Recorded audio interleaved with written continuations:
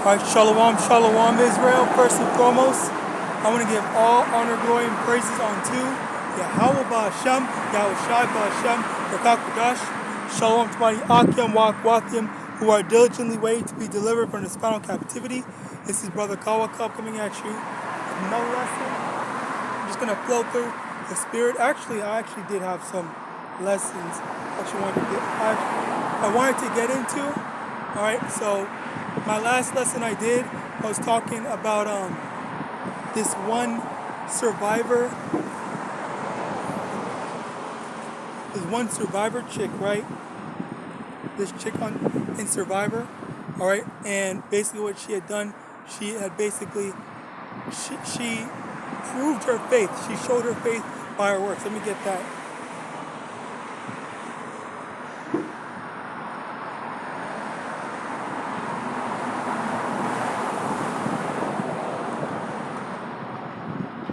Bear with me. Basically,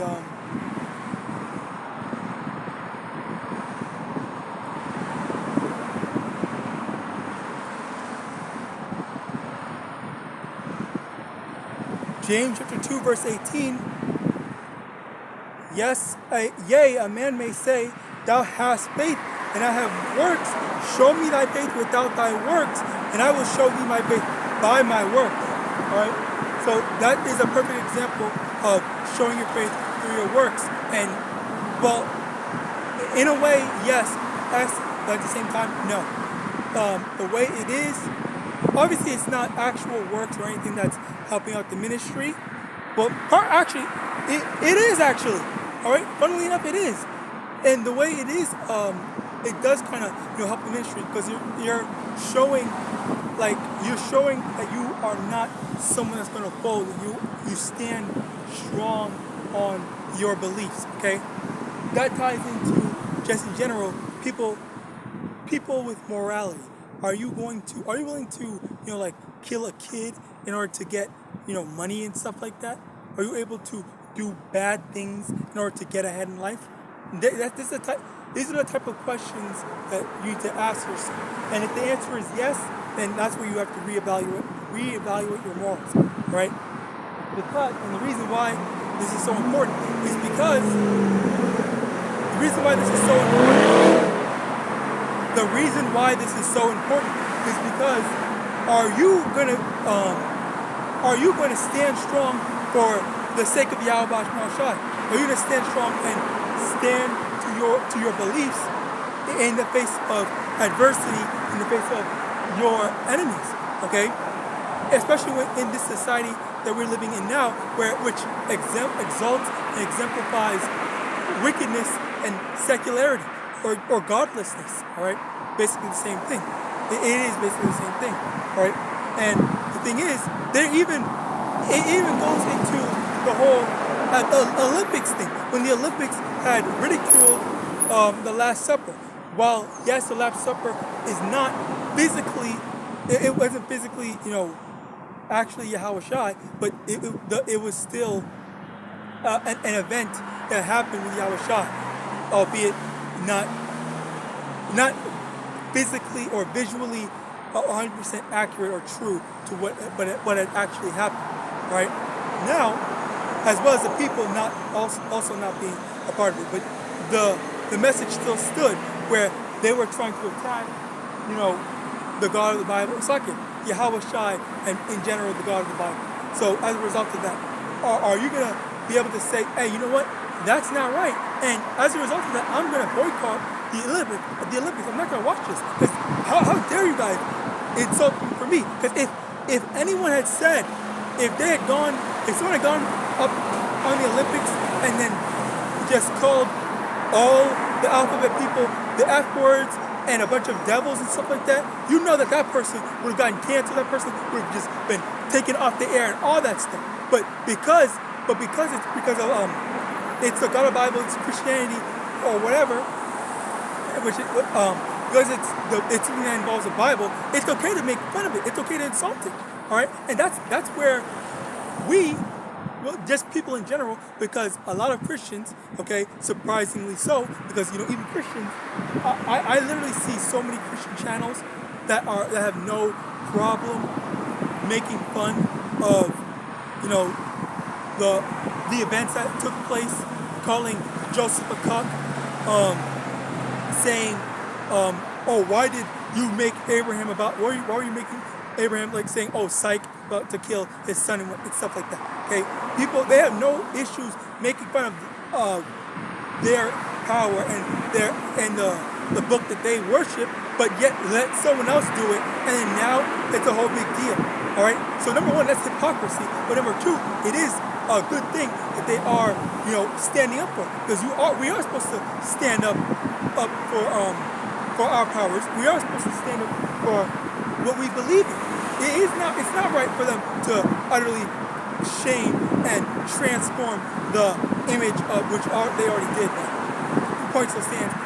It's not right for them to transform the image of Yahawashi, not just from a so-called black man to a so-called white man, and then to some sort of alphabet symbolism. All right. So they have been ridiculing me, and we need to be able to say, okay, you know what, that's not right. And I don't care if people are going to look down on me. I don't care if people are going to make fun of me or whatever. Oh, it's just a joke. Why do you take things so seriously? Okay? It doesn't matter if people are going to ridicule you for that stuff. You have to stand true for that. Because in the same way, would you not want Yahawashi, it's like Yahawashi to stand up for you? All right?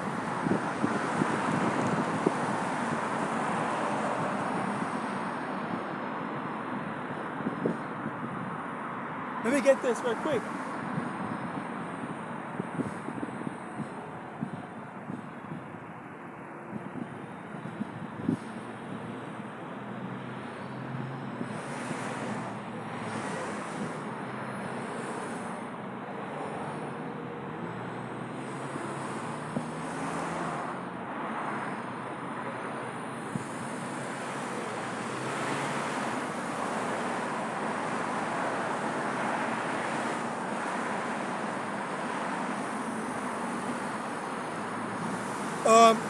Matthew chapter 10, verse 33, but whosoever shall deny me before men, him will I also deny before my Father which is in heaven.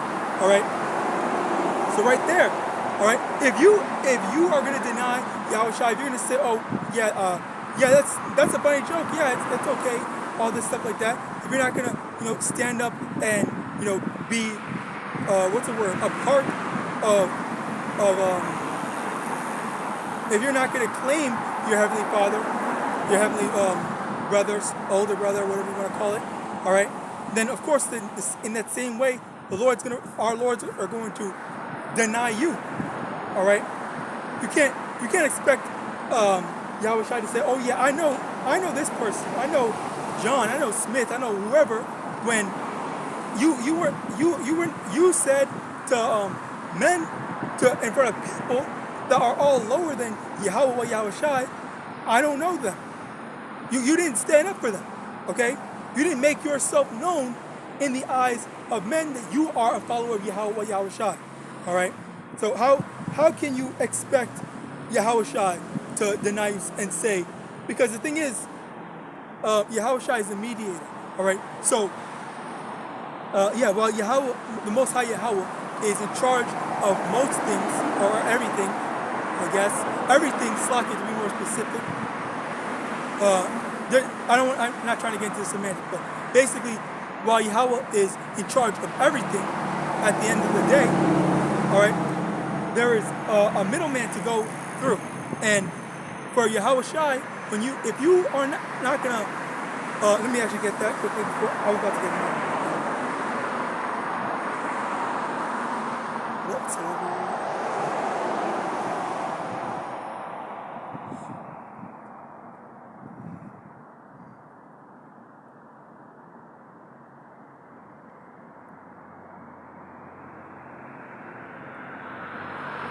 Bear with me, Slaki.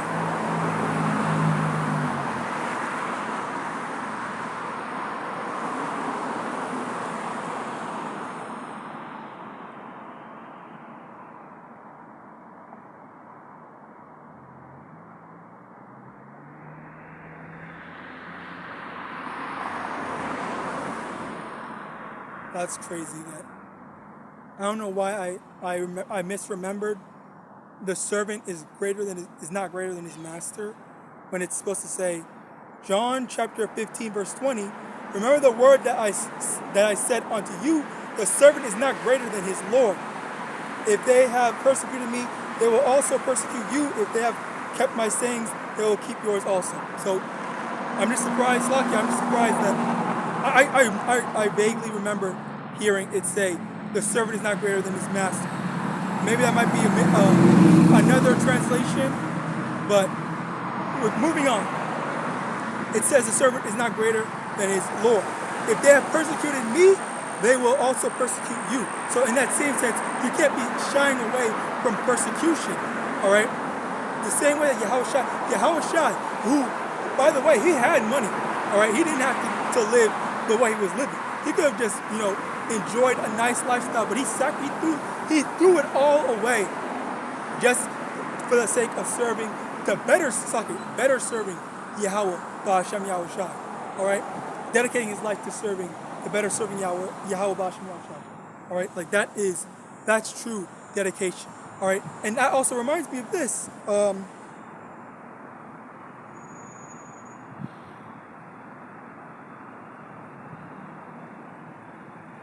Luke chapter 18 verse 22. Now when Yahawashi heard these things, he said unto him, Yet lackest thou one thing, sell all that thou hast, and distribute unto the poor, and thou shalt have treasure in heaven, and come, follow me. All right, this is basically the ultimate thing to do, being in this truth. If you have riches, if you have wealth, are you able to throw away your carnal wealth for the sake of serving Yahweh? Because these carnal riches they tie us to this world. They tie us to this society, all right? They tie us to carnality. They make us want to live on this side rather than living on the other side or in the kingdom, all right? So as a result of that, that's where we gotta okay, yeah, I need this. I need to do this, all right? I'm willing to forsake riches or living it up here or doing what I want on this side in this kingdom and waiting for the kingdom of heaven to do all that I want and to indulge in the riches that the Lord has prepared for us. All right. So that's another thing to remember. Again, Yahawashi, he had money. He was good, but he gave it all up for us because that goes to show how much love he had for us to be able to throw it away just to make sure that we would be able to, come into this truth. All right, not being a slacker. Which I use that. I've been starting to use that word a lot more frequently, and I don't know who needs to hear it, but stop being a slacker. All right, take this seriously. Take this more seriously, as well as speaking to myself as well. First and foremost, I need to stop being a slacker and fix any areas where I myself may be falling off on. I may not be doing as well as I could be or as I should be doing. All right. So now I want to finally get into this.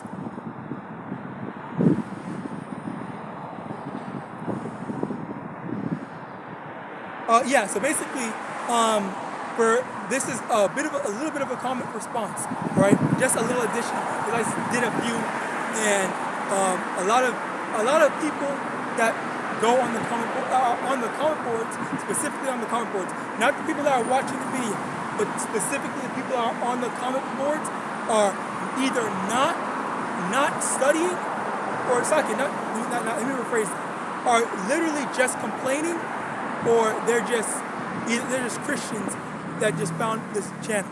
All right. So the thing is, for you that are in this truth, all right, if you are not taking notes, you better be worried. All right. You better do your due diligence to actually study. All right. Let me get this, because we got it before, and I've been warning you. The prophets have been warning you. Slack it. Not just me, but all the prophets have been warning you. Amos 8 and 11. Behold, the days come, saith the Lord Yahweh, that I will send a famine in the land, not a famine of bread, nor a thirst for water, but of hearing the words of Yahweh. And they shall wander from sea to sea, and from the north even to the east. They shall run to and fro to seek the word of Yahweh, and shall not find it. All right. So over here, there's going to be a famine, but the thing, and Sakya, the word is often equated to the milk as well as the meat. All right. So there are going to be people, all right, Christians and people in this truth, they're going to be seeking that meat as well as the milk, but they're not going to find it. And it's going to be because, you know, Esau took all our channels down, all right. Or even worse, or even better, Slakia, YAHAWASHI just made it so that the prophets are not on the highways and byways anymore. They're off the street corners, you know, because for whatever reason the Lord just shut our mouths up and stopped us from preaching and teaching, because we're in that time and where the Lord has put the famine out in place. Okay, so as a result of that, now is the time for you guys to be taking notes. Okay, I believe I did say this before already, but the thing is, for those of you that are just watching these for entertainment, you need to take this truth seriously, because you're honestly not going to make it, especially if you are by yourself.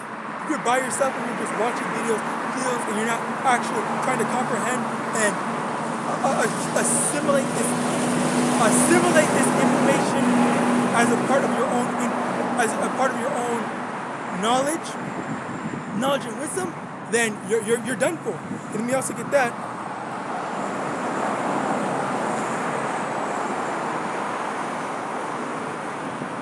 Isaiah chapter 33 verse 6, and wisdom and knowledge shall be the stability of thy times, and strength of salvation. The fear of Yahweh is his treasure. All right. So, you know, when that time comes, when Jacob's trouble pops off, all right, you're not studied, you're not edified in the spirit, you're not knowledgeable on the scriptures, all right, as a result of you not making this truth a part of your wisdom and knowledge, okay, then you're gonna be destroyed, because you're not gonna know what to do. You're not gonna know how to move. You're not gonna know how to move during trouble. You're just gonna be like a deer in headlights. Okay, when the car is driving to hit that deer, the deer is just gonna be standing like, I don't know what to do. This is foreign to me. All right. Even if the answer is obvious, maybe the answer isn't obvious. All right. Let me also see if I can find this.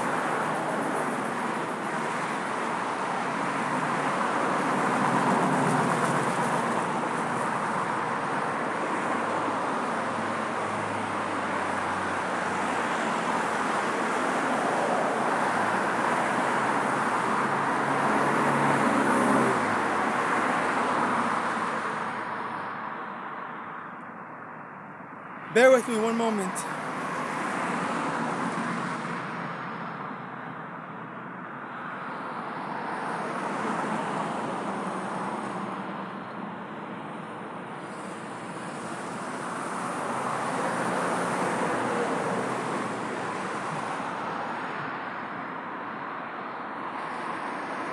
Well, basically, roughly paraphrasing, Yahawadah, and hey, that goes into me. That same thing applies to me. Okay, I remember a precept that basically said that they shall run in fear, but fall into a pit. All right, and I need to continue to familiarize myself with what the scriptures say. All right, as well as, you know, keep on studying, which, you know, Yahawadah, I've been studying. I was just studying yesterday. Didn't get a chance to study today. Yahawadah, when I have free time today, when I have free time today, I'm gonna get in some studying. All right, but the main point is that if you're just watching these videos, okay, you're doing the equivalent to what the Western education system does, where they're teaching you, they're showing you the education, they're showing you the information, but they're not giving it to you in a sense where it's, well, number one, they're not teaching you a lot of practical knowledge, as well as they're not teaching you stuff to make you actually get it and retain it. All right. So as a result of that, you know, it goes in one ear and out the other, and then you forget it. All right. You don't know like what you just learned. So in that same sense, are you just watching these videos just to watch them? Are you actually learning? All right. And that was one thing that I had to do. It's something that I was afraid of back then in my early years in this truth. There were times where I just downloaded videos because I did hear that I did hear about Amos 8 and 11, where they said that there's not going to be any prophets out in the highways and byways. Okay, I'm not going to be able to get any more information out. Like, it's just going to be like I'm going to be all on my own. All right, or you're going to be all on your own.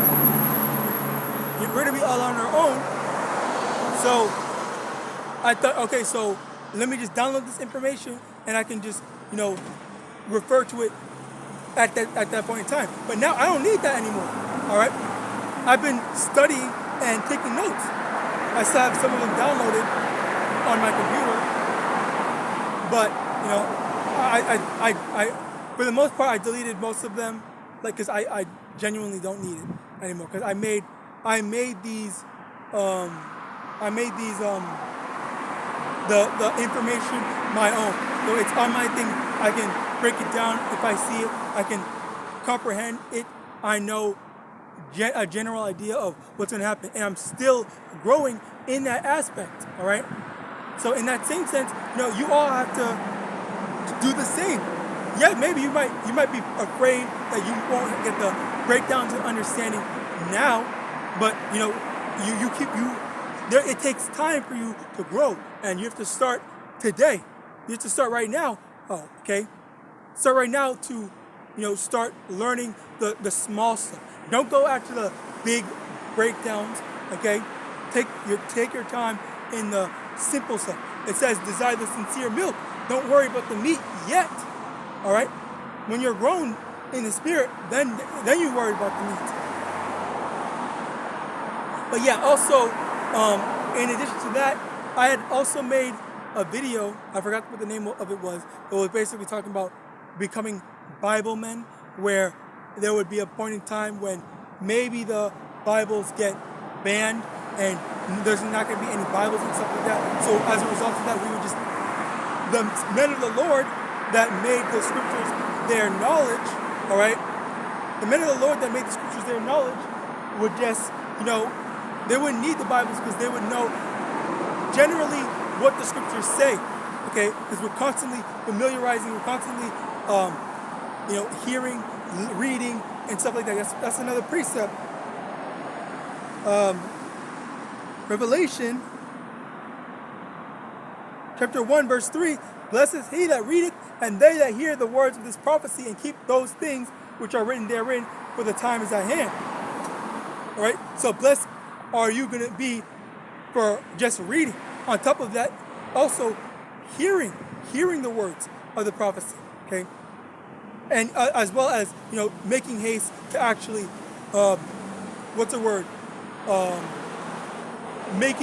taking the warnings serious. Okay, not just saying, oh yeah, I heard that, well, whatever. On to my next thing. I'm gonna go watch the Super Bowl, all this stuff like that. Okay? You hear this word, you go and search scriptures daily. You keep on making the scriptures. Okay, yeah, I know what it says. It means this, that, and third, and whatnot. This is important to remember. Let me take notes. Let me learn the breakdowns. See how this brother breaks it down. All right. Get the understanding. Get the translations. When I say translation, I mean the translation as in like the spirit. The number 7. When sometimes in the scriptures, when the number 7 appears, it means completion. All right.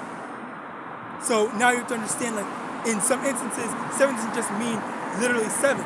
Okay, it means a complete number. All right, as well as the fact that 7 is complete depending on the situation as well as depending on the person. All right. I'll give an example. Isaiah chapter 4, verse 1. It says, "And in that day 7 women shall take hold of one man, saying, We will eat our own bread and wear our own apparel. Only let us be called by thy name to take away our reproach." Shit. I caught this.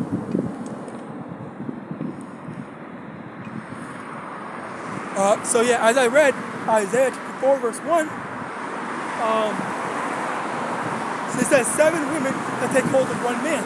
All right, so 7 women doesn't necessarily mean 7. It means a complete number. So, for let's say, there's Israelite A, B, and C. Okay, Israelite A might only be able to handle 1 woman. All right, or the Lord prepared 1 good woman for Israelite A. All right, so then that Israelite A is good for only 1 woman. All right, Israelite B might be a bit more, okay, right, might be able to handle a bit more. So the Lord gave him what? 3, all right, and then Israelite C is able to take on 10, all right. So this is a perfect example. It doesn't necessarily mean 7. It means, depending on the situation, all right, whichever is, a full, complete number, depending on the Israelite brother or situation at hand. All right, there's also another instance of 7.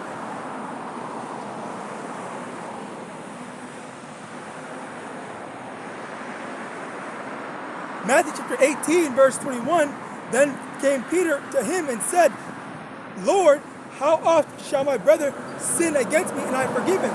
Till 7 times. Yahawashi said unto him, I say not unto thee until 7 times, but until 70 times 7. All right. So right here, in this example, Peter had said, how many times do I have to forgive my brother? 7, but he didn't literally mean 7.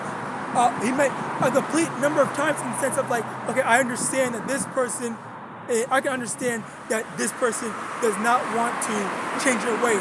So enough times to the point where you can see that this person, that this brother, all right, is not going to change at any time soon, all right? But for what Yahawashi said, he said 70 times 7 in the sense that you constantly keep on, he said 70 times 7 to constantly keep on forgiving until they change, until they are corrected, all right? So that's a perfect example of, another example of 7 doesn't mean literally 7. And Yahawashi definitely wasn't saying that 70 times 7, all right? That's not how it works, right? So with that, there's also the matter of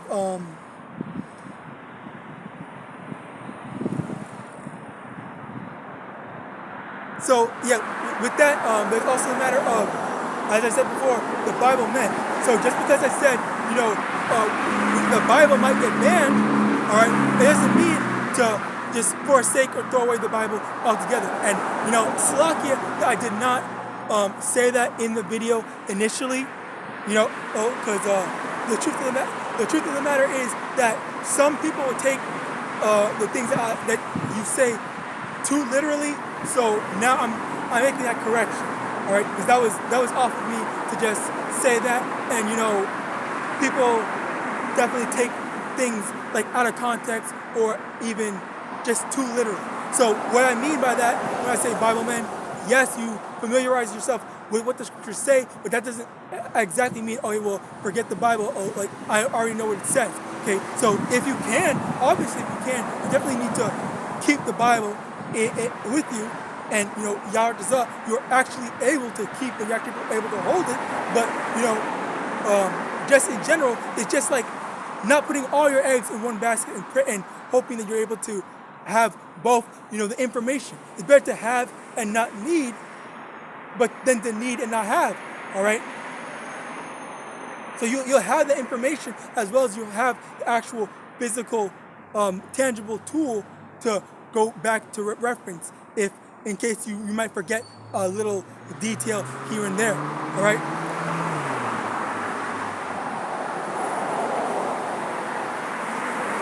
So yeah, and the thing is, the Bible is an integral part of our heritage, and I only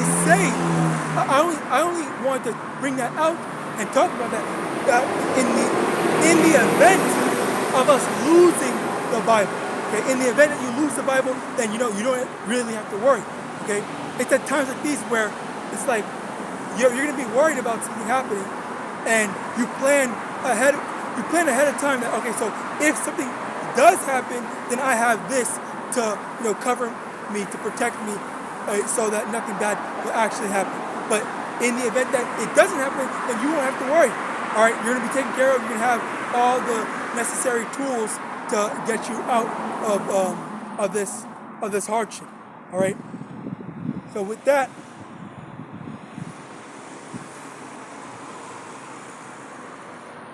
I pray this lesson was edifying.